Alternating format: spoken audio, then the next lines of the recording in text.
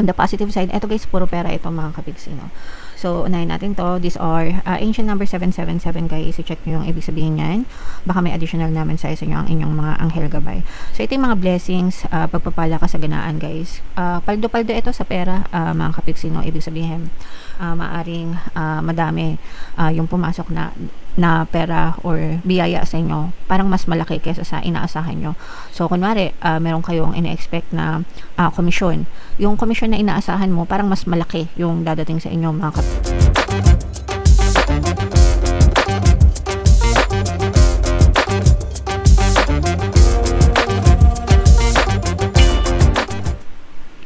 Hello guys, hello Sagittarius. Welcome back to Pinay Pixie Tarot.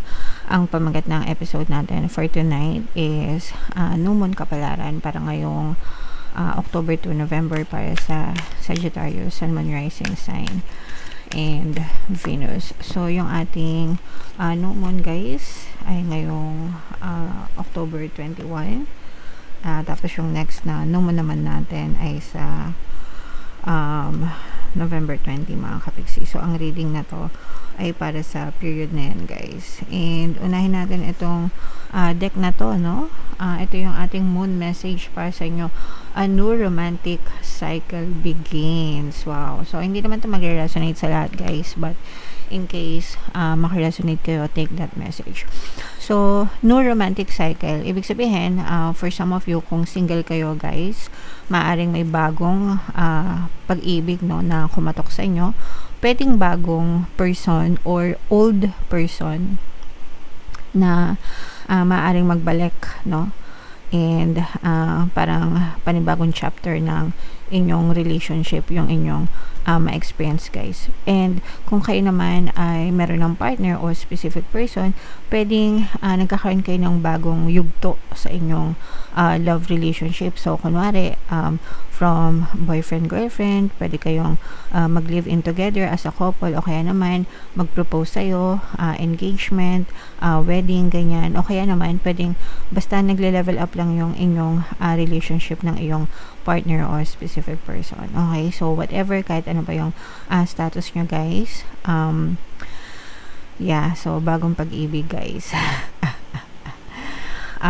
Okay, so attune to the moon, reach out to someone and let them know you care. So itong someone na to guys, hindi lang naman to sa romantic love, no? Kahit sinong person yan, pwedeng family mo, mga kaibigan mo, no? Basta mahal mo, basta mahalaga sa inyo guys, and importante sa inyo, let them know that you care mga kapiksi. Keep in touch kayo guys. Hindi naman palaging, hindi naman kailangan araw-araw, diba? Pero alam mo yun, once in a blue moon, magparamdam kayo and let them know na importante sila sa inyo mga kapiksi. Okay? Feel more, think less. Actually, dapat balance palagi, no? Kaya nga, kung mapapansin nyo yung image ng card is itong, ano ba tawag dito? Basta nakalimutan ko kung anong tawag dito, pero parang weighing scale yata yan or whatever. Pero dapat balance guys, palagi yung isip, no? At saka yung puso mga kapiksi. Okay?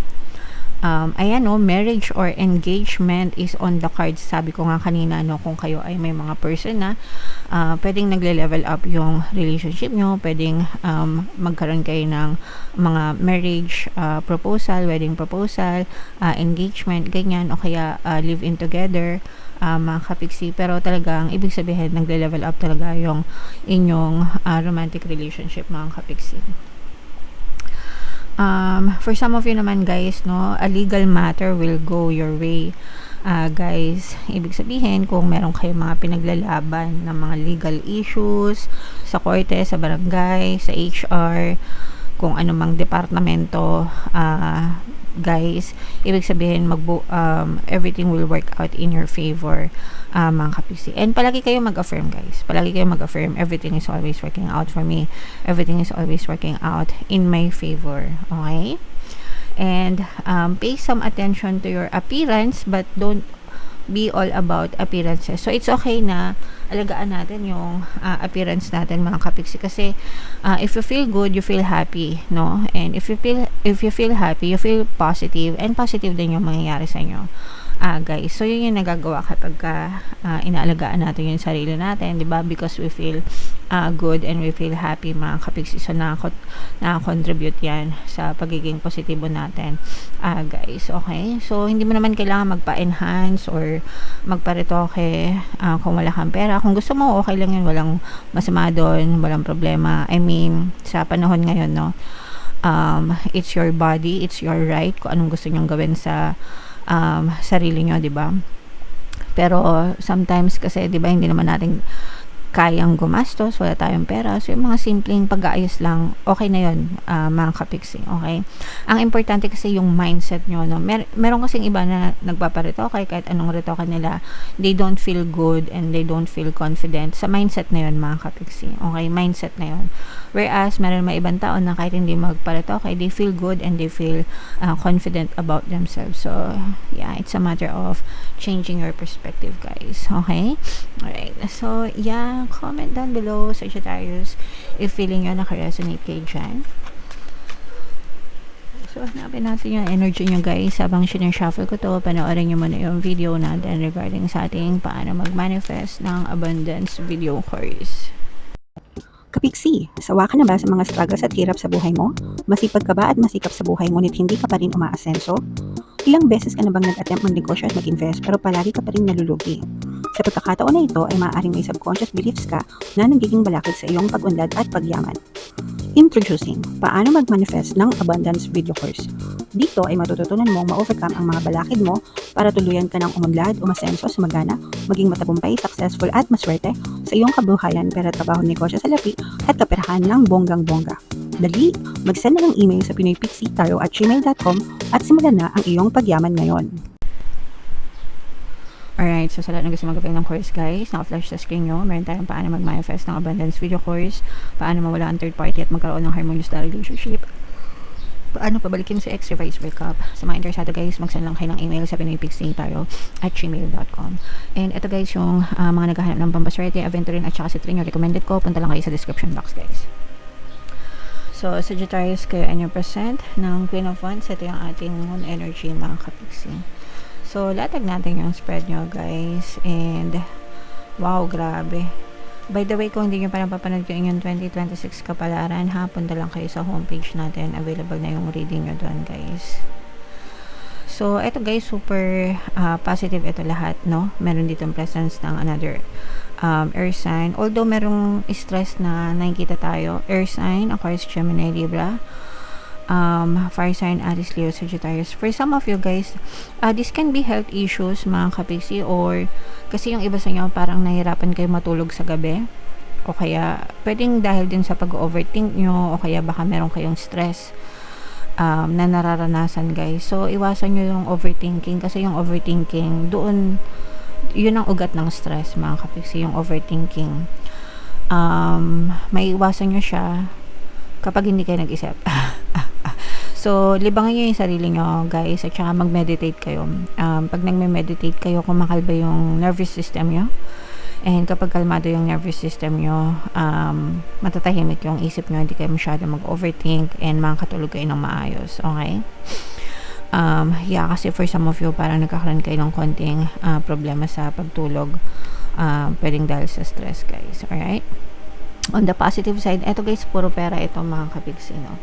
So, unahin natin to. These are ancient number 777, guys. I-check nyo yung ibig sabihin yan. Baka may additional naman sa inyo ang inyong mga anghel gabay. So, ito yung mga blessings, pagpapala, kasaganaan, guys. Paldo-paldo ito sa pera, mga kapiksi, no? Ibig sabihin, maaring madami yung pumasok na pera or biyaya sa inyo, parang mas malaki kaysa sa inaasahan nyo. So, kunwari, meron kayong ina-expect na komisyon. Yung komisyon na inaasahan mo, parang mas malaki yung dadating sa inyo, mga kapiksi. O kaya naman, yung mga sales nyo, kung nasa sales kayo, guys, yung mga quota nyo, pwedeng mas nalalampasan nyo pa, mga kapiksi. Okay? Ibig sabihin, mas marami kayong nabibenta kasi doon sa mga target nyo or sa mga goals nyo. Guys, sa sweldo, pwedeng ganun din, no? more than yung sinasahod nyo, siguro dahil sa mga overtime pay, and pwedeng nagkakaroon din kayo ng mga incentives or performance bonus na mga kaperahan. Pero nakikita natin na parang malaki yung bumabalik sa inyo in terms of money, guys, okay? So, super blessed talaga kayo. Kaya, i-mind nyo itong mga blessings na to, guys. Mind blessings, pagpapala, kasaganaan, more money, more blessings, more kita, more income. Yan. Talaga, more, as in more, mga kapiksi.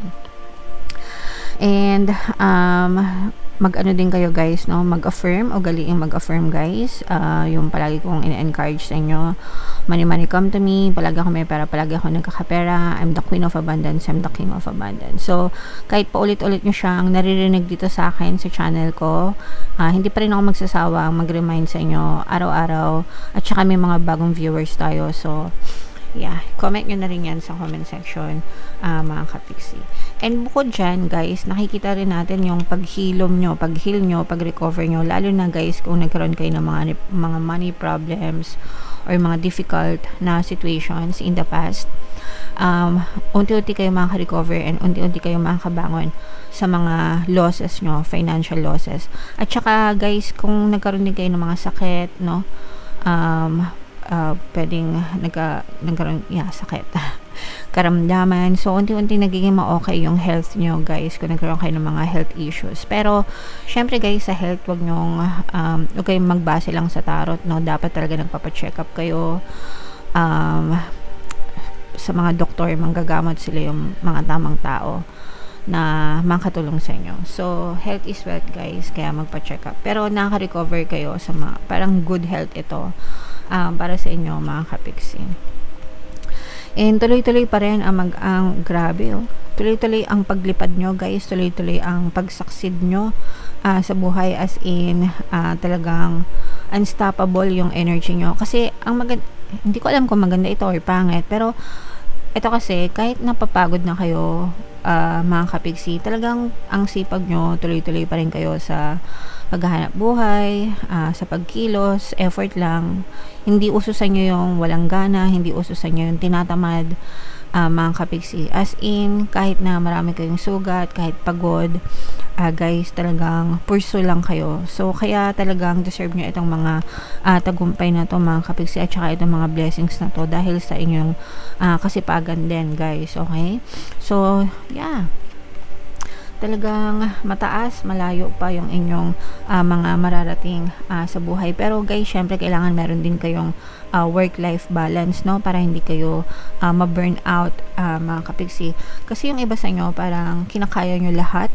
So, baka magkasakit kayo, no? Kaya nga lumabas itong energy na to para magpa-check up kayo. Kasi burnout is real, guys, no? Dumadating talaga yung time na nababurn out tayo. So, kailangan nyo rin mag-relax and magpahinga, guys. Okay?